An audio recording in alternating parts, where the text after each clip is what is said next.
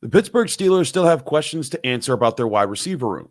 To get into those questions, we got Ray Fittipaldo to talk about it. Also, Naji Harris' fifth-year extension. What happens there? All that here and more on the North Shore Drive podcast from the Pittsburgh Post-Gazette. I'm your host, Chris Carter. Let's get into it. You are now listening to the North Shore Drive podcast, a show on all things Pittsburgh sports from the writers of the Pittsburgh Post-Gazette, hosted by Christopher Carter.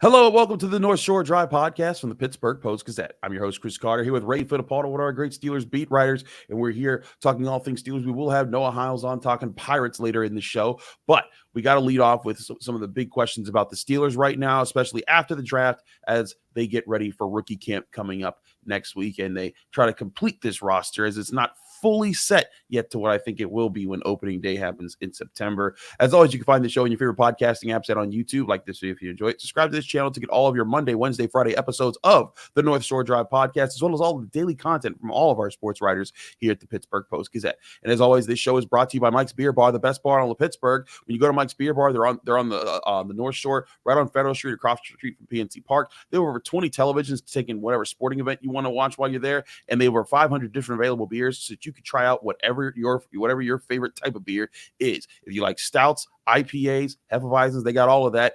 300 of those beers are from the local Pittsburgh area, and 80 of those local beers are available on tap at all times. We'll have more on them later. Ray, one of the big questions coming out of the draft was, well, they got Roman Wilson, and certainly he was one of the higher-ranking guys on the board for where they got him, especially in the third round. But the question has been, will they add to the wide receiver room? We know that there was rumors about them going into the draft. Maybe they trade for Brandon Aiyuk. Maybe they trade for this guy or that guy. And after the draft, people were kind of like, okay, well, it was a good draft class. But then those rumors started swirling again. You had former Steeler Bryant McFadden, who works in media now, saying, hey, like there's the Omar Khan's still looking for something here. Something could happen soon. Or Jordan Dickerson over the fan also saying that like there's something in the works there.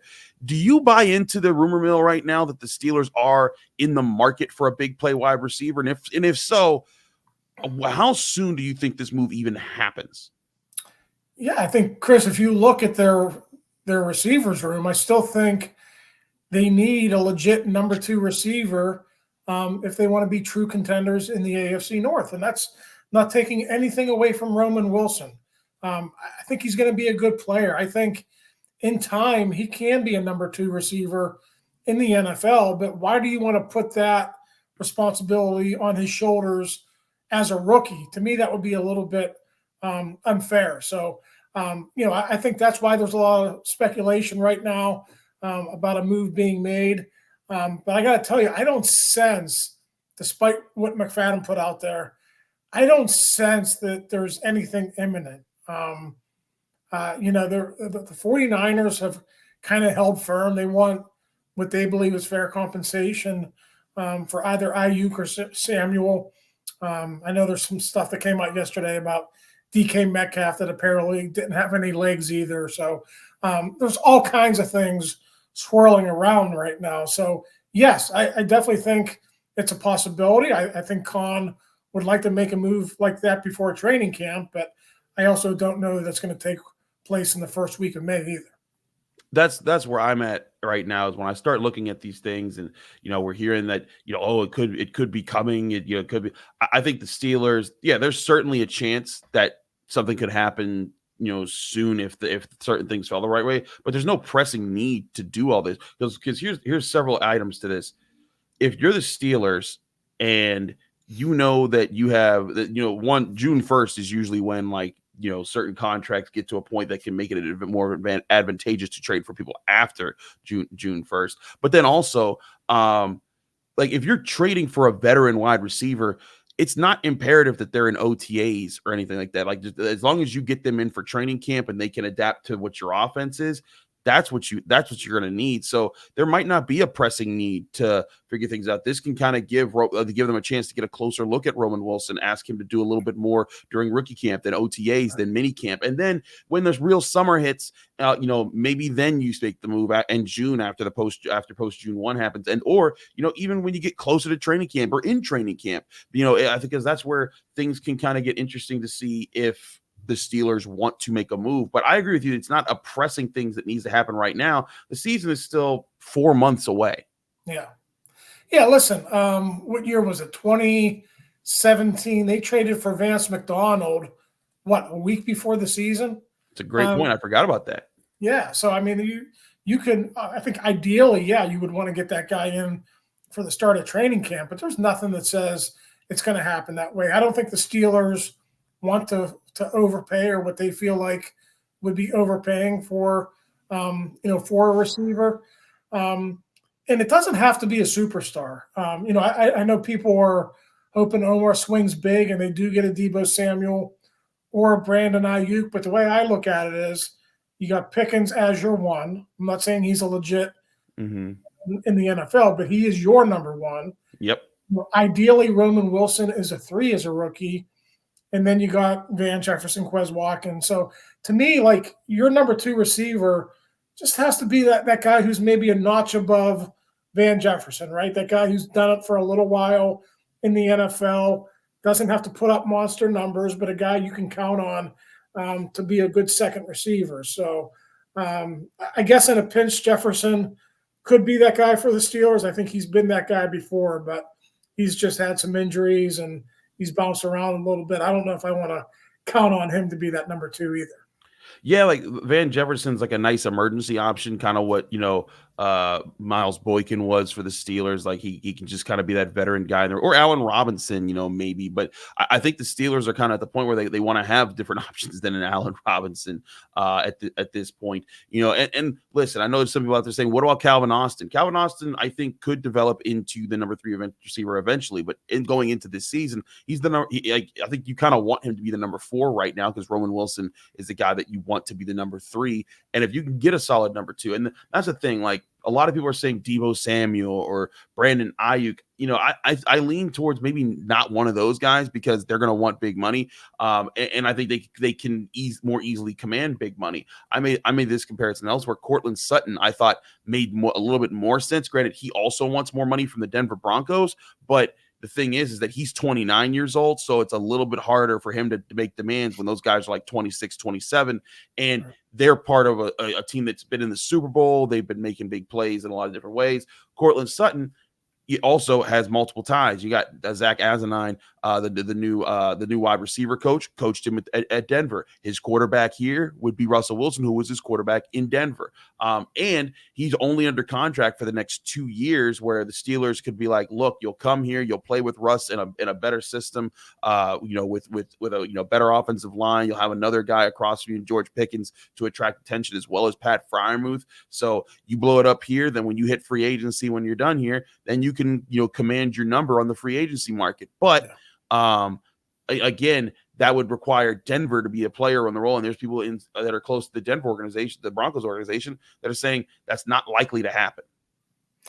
Yeah, listen, I said all along, I don't want to trade and do a 1-year rental for a guy, right? So unless you had like a sign and trade in place with a guy like Aiyuk, that doesn't make a lot of sense to me, to give up a lot of draft capital to get a guy like that, unless that you knew you were going to have him for multiple seasons. I suppose Courtland Sutton for 2 years, I don't know what that compensation would look like, Chris. Maybe 2025 second or third rounder. I mean, if I'm the Steelers, I'm trying to keep it to like a 4th or a 5th rounder, especially when you see what Stephon Diggs got back for the Bills.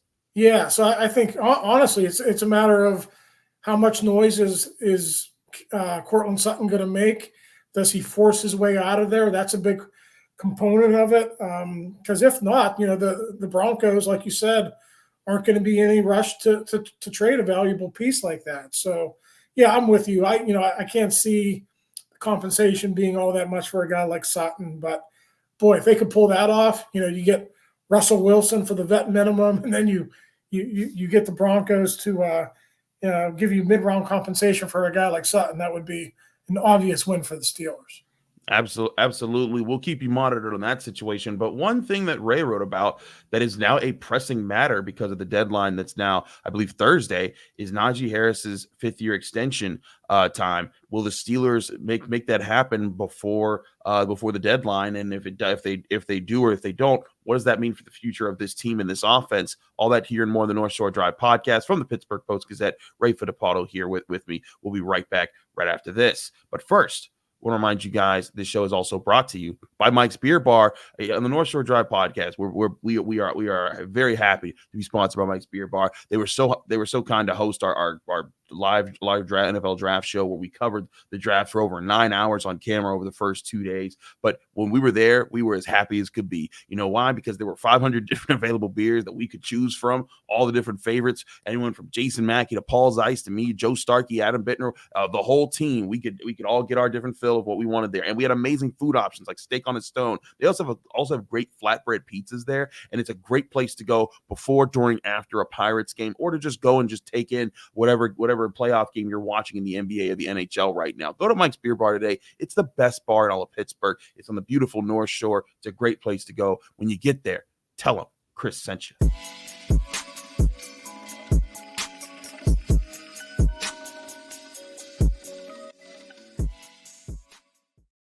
We're back here on the North Shore Drive podcast on the Pittsburgh Post-Gazette. Chris Carter, Ray Fittipaldo. Ray, let's talk about the Najee Harris situation. So as you wrote about, the Steelers, if they want to extend him with a fifth-year extension, it would cost them about $6.79 million for the 2025 season.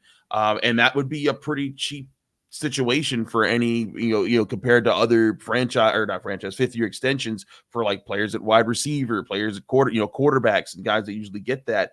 But is this something that you think is going to happen if you look at just it making sense for the Steelers?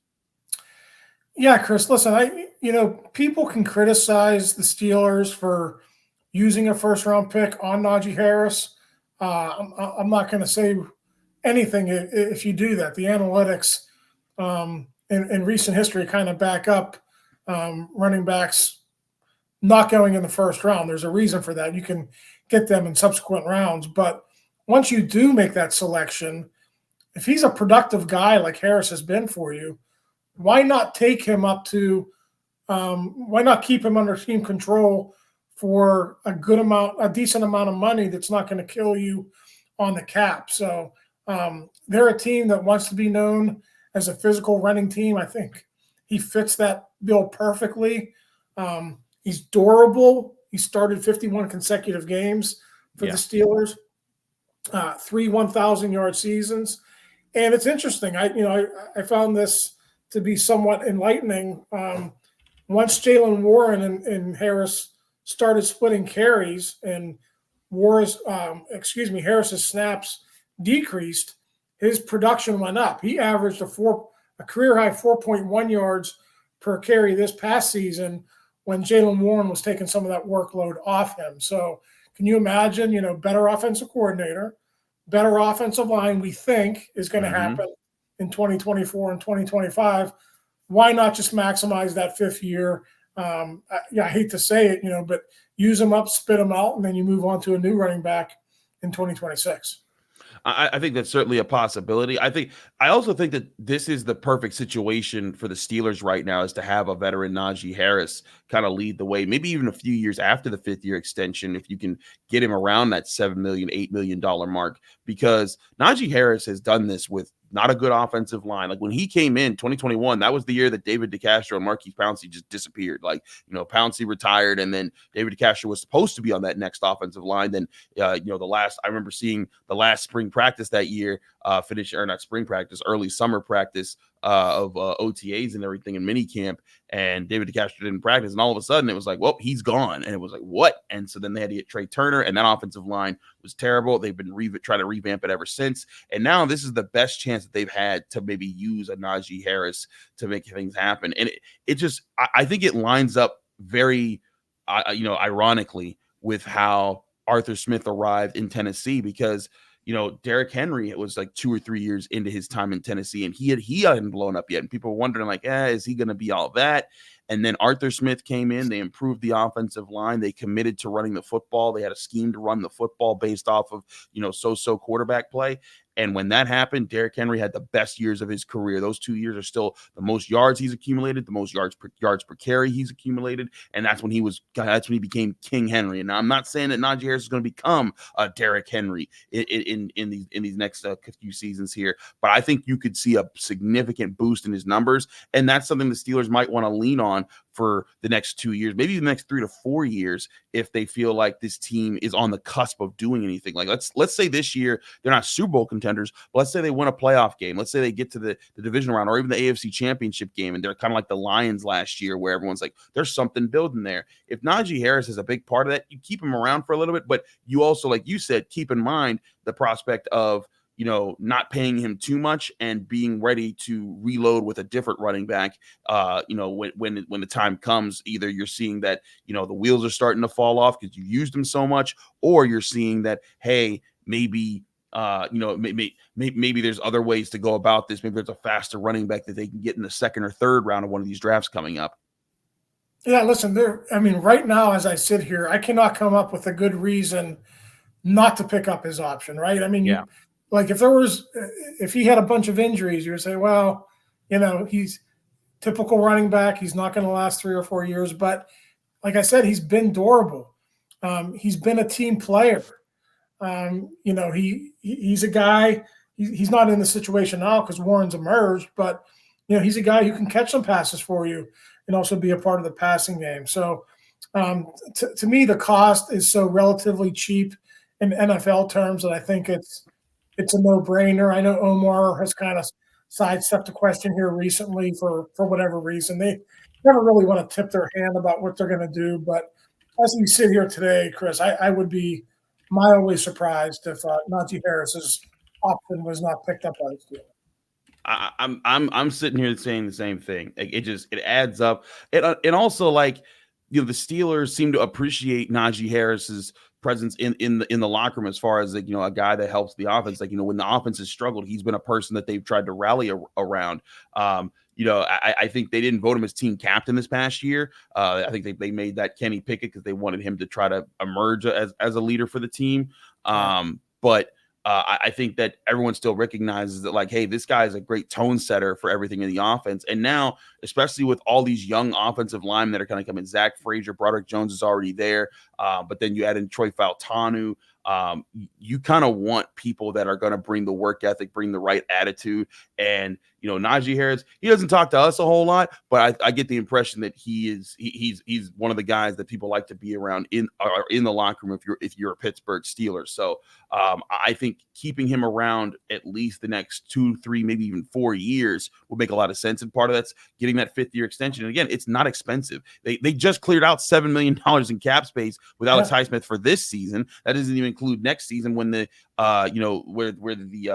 his 5th-year extension would impact the salary cap. So, like, I think the Steelers could easily make that fit in. And then even after that, sign him to a 2-3 year deal where running backs don't get paid a whole lot. Najee Harris has commented on that several times, as have many people. And unless Najee Harris made like some wild demands, which, maybe let's go crazy here. Let's say he gets 1,500 yards under Arthur Smith's offense, and we're all like, whoa, this is Najee Harris. And then all of a sudden, after his 5th-year extension, he's like, yeah, pay me now. The Steelers can then be like, you know what? Let someone else pay big money for the running back. We're going to go get somebody else in the draft. But then you get a pretty good comp pick if someone does give him that money. So I think the 5th-year extension just makes sense. You can keep him under financial control, and then you get to just reevaluate in 2025. Is he the guy that you want to keep paying to keep around, or do you just reinvest in the running back position? And how good is Jaylen Warren by then? Because who knows, maybe he becomes a guy that you want to lean on a bit more. Yeah, it could become like an Ezekiel Elliott, Tony Pollard situation like you had in Dallas. Everyone was kind of surprised when Pollard ended up being their guy and Elliott wasn't re-signed. Chris, one more point about the comparisons between Arthur Smith in Tennessee and Arthur Smith with the Steelers. I think it was on Friday. It was on Friday night when Arthur came in to talk to us about Zach Frazier, and they were talking about his toughness and that play against Baylor. He said Zach Frazier reminds him of Ben Jones, who was his center back with the Titans. So obviously, Jones isn't in the league anymore, but he was a long time 10, 12-year center in the NFL, was a really important part of those offensive lines for the Titans. So, Arthur Smith says he doesn't like to make comparisons all the time, but that was one that he drew between Ben Jones and Zach Frazier. Hey, if the Steelers got 10 years and with a Pro Bowl year in there from Zach Frazier, I think they'd be happy with that. It would be a steady answer to the center position, while they're hoping that guys like Broderick Jones and Troy Fautanu blow it up at the tackle position. So lots of stuff that I think that could really work out for the Steelers there. And we'll keep an eye on the Najee Harris situation. Who knows? Maybe by the time they publish, they've announced his 5th-year extension. Who knows how this will work? But oftentimes, the real last thing here, Ray, do the Steelers often wait until the last minute to do this part of the deal, because it's like when it comes to first round guys? Yeah. So tomorrow, so Thursday is the deadline. I don't know if it's noon or 4 p.m. I want to say 4 p.m. But generally they would announce that probably Thursday afternoon-ish, sometime in that range. All right, so we'll be on the lookout there. He's Ray Fittipaldo. Thanks, Ray, for joining us here in the North Shore Drive podcast. We're going to take a quick break. When we come back, we got my man, Noah Hiles. He's been covering Paul Skenes, who's been lighting it up in the minors while the Pirates have been stinking it up in the majors. Will they finally bring him up, but will it even matter with their bats? All that here and more on the North Shore Drive podcast right after this.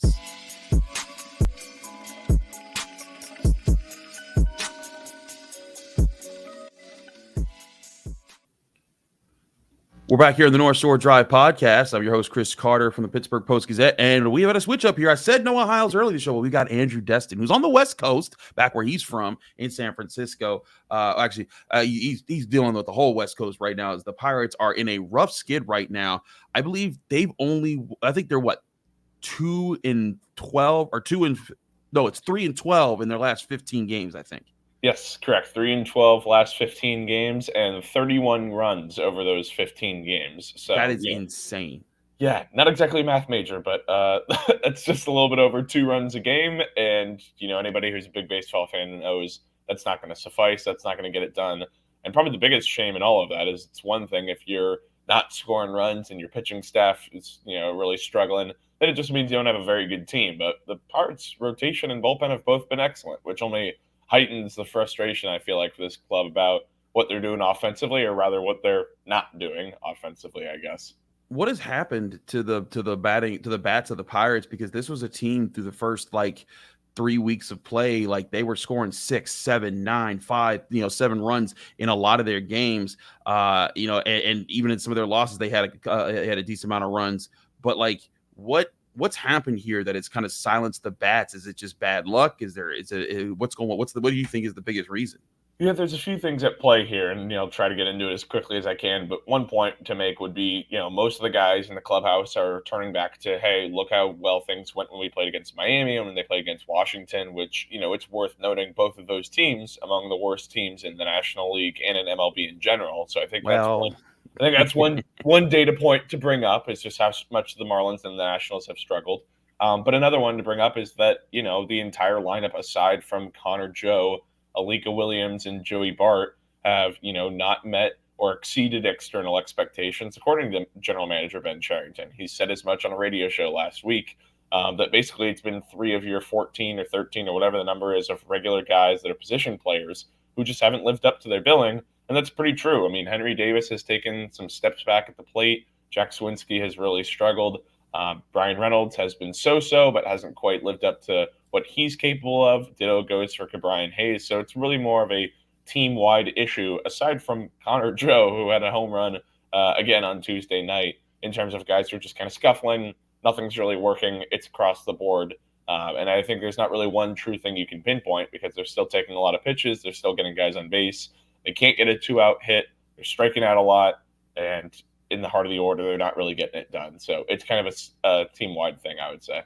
It seemed like a complete reversal. They were living off of 2 out hits, for a while in those early games. But like you said, maybe playing some of the worst teams in Major League Baseball, which we weren't sure about at the time, but now we're kind of seeing at least through the month. But now the Pirates are one of the worst teams in baseball. They're in the bottom of the NL Central right now. They finish up against the Oakland A's Wednesday, 3:37 first pitch time. But I want to switch real quick to the thing that everyone is like kind of waiting to see what happens. Paul Skenes, of course, when does he come up? But you see what he did what he did last night. 6 innings, shutout, and looked just extremely sharp here. Now, granted, to your point you said earlier, you said like, hey, like the pitching's doing a really good job. It's not like Paul Skenes is going to light up the bats for the Pirates, and it's still going to be a problem. But I do think it's going to be. There's a lot of people that are still like, hey, why not bring this guy up sooner? When do you expect that he will finally be brought up to help the Pirates in the majors?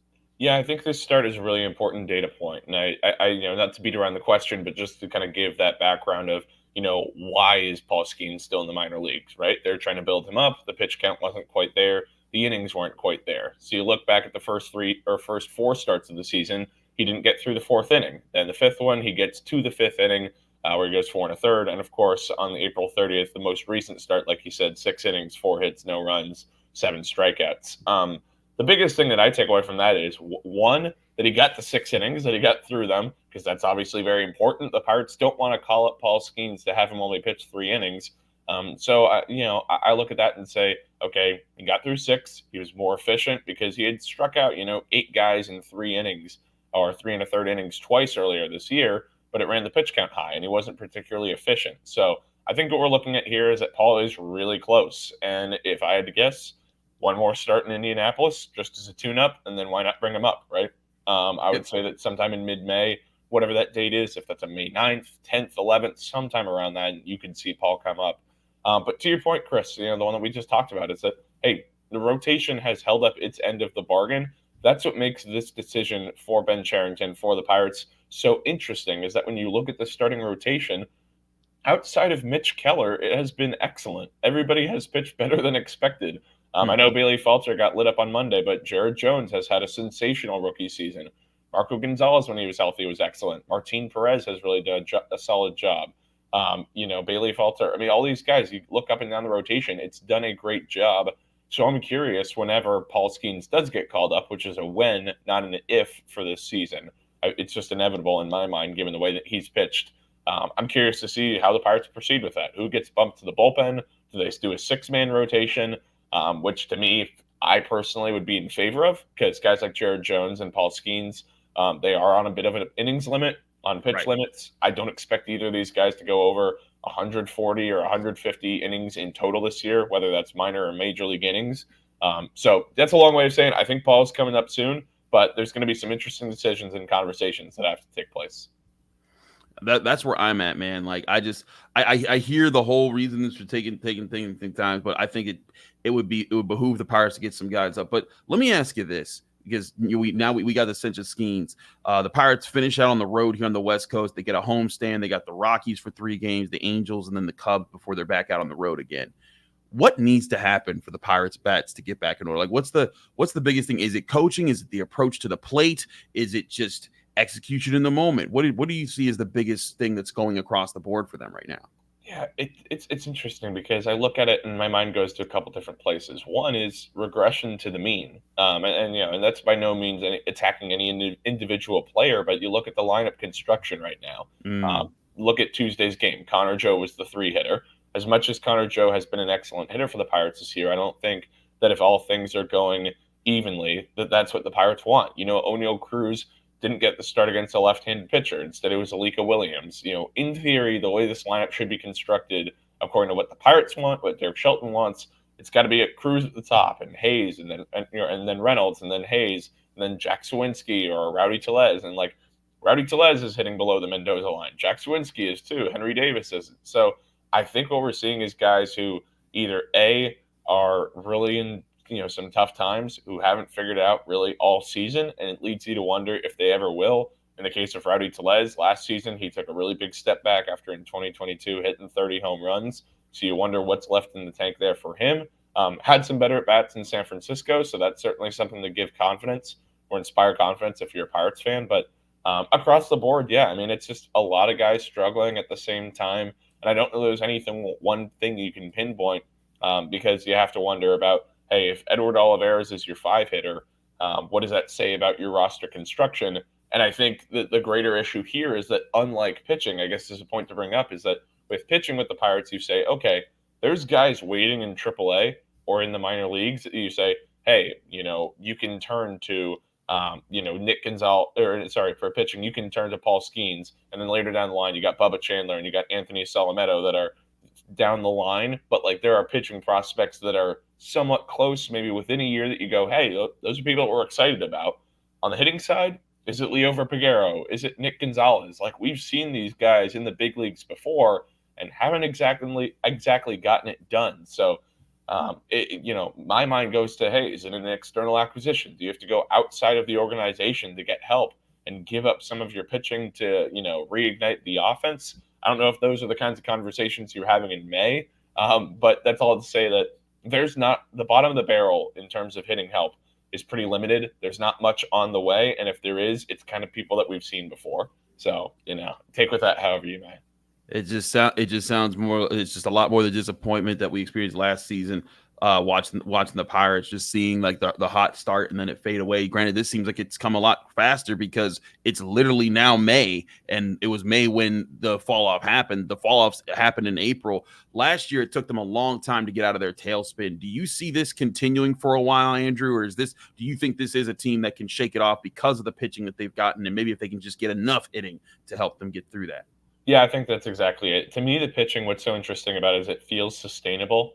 There were times earlier in the month, in May, where I thought, okay, yeah, that's not really there. I'm not terribly confident in it. Like Martin Perez or Marco Gonzalez, yeah, they had some track records, but Gonzalez coming off the injury, Martin Perez got taken out of the rotation last year in Texas. I was thinking, okay, eventually the wheels are going to come off this. But really, if it's advanced analytics, standard ones, whatever it may be, these guys have lived up to their end of the bargain and then some. Bailey Falter, yeah, he might be the one guy that you point to and say, okay, eventually that's the guy who gets pulled out for Paul Skenes and goes into a bullpen role or whatever. But needless to say, I think this rotation is legit. The bullpen I have questions about, especially at the back end. David Bednar has really struggled this year, but I think that rotation is for real, and they're going to give this offense a lot of runway in terms of keeping them in ball games. I think personally, it's a 10-game homestand coming up, I believe, at the end of this West Coast road trip starting on Friday. That's going to do wonders for this team. That would be my guess. I expect the offense to at least start up a little bit. But if at the end of that road trip or that homestand things don't get any better, then we might have some serious conversations about, do changes need to be made? Is there something that's not going right internally? Whether that's a hitting coach, whether that's a manager, whatever it may be. That's not for me to speculate. It's just that how long can you keep doing the same thing and expect different results, right? He's Andrew Destin. He's on the road covering the Pirates as they finish their road trip, with the A's. 3:37 first pitch time this Wednesday before they return back. Andrew, thanks so much for joining us. Thank you to Andrew. Thank you also to Ray Fittipaldo for talking about the Steelers in the draft and any of the moves they're coming up. If you enjoyed this show, you can get more like it at the Pittsburgh Post-Gazette's podcast channel. We have all audio platforms, and of course on YouTube. If you're watching this on YouTube, like this video if you enjoyed, subscribe to this channel to get all of our daily content as well as our Monday, Wednesday, Friday episodes of the North Shore Drive podcast. Back here again Friday with Brian Batko, seeing what the Steelers are looking like heading into next week when rookie camp starts. We'll see you then right here on the North Shore Drive podcast. Thank you for tuning in to another episode of the North Shore Drive podcast from the Pittsburgh Post-Gazette. If you watch this video on YouTube, please like the video and subscribe to our channel. For all the sports coverage from the Post-Gazette that we have to offer, visit post-gazette.com.